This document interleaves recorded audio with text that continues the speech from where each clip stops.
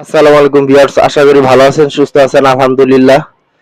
তো একজন ভাই কমেন্ট করছে যে ভাই, রূপচাঁদা তেলের ডিলারশিপ নিতে চাই, কিভাবে শুরু করব? আসলে ভাই আপনি আহ, কি বিষয় নিয়ে আসলে কমেন্টটা করছেন বা কিভাবে শুরু করবেন?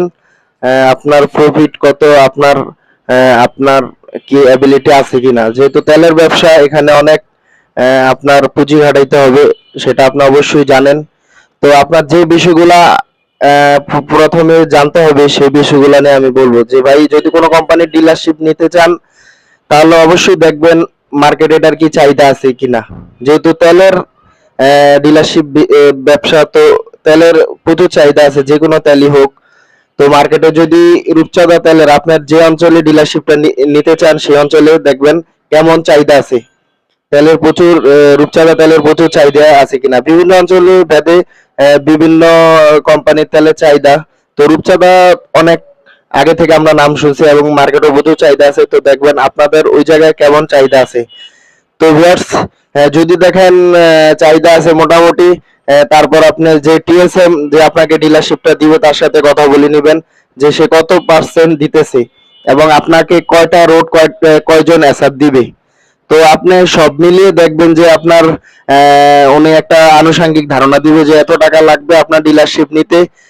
এছাড়াও যদি ভাই আপনি আর আর অন্যান্য কোম্পানির ডিলারশিপ নিয়ে থাকেন, তাহলে আপনার জন্য জিনিসটা সহজ হয়ে যাবে। আর যদি আপনি অন্য কোনো কোম্পানির ডিলারশিপ না নেন, তাহলে আপনার প্রথম অবস্থায় একটা গোডাউন লাগবে।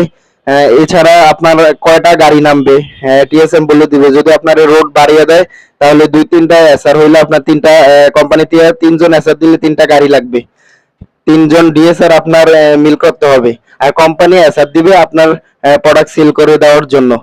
তো ভিউয়ার্স, এছাড়াও এটা পুঁজি কেমন লাগে এবং আপনার কত প্রফিট, কত পার্সেন্ট দিবে, সেই সম্পর্কে আপনি জেনে নেবেন।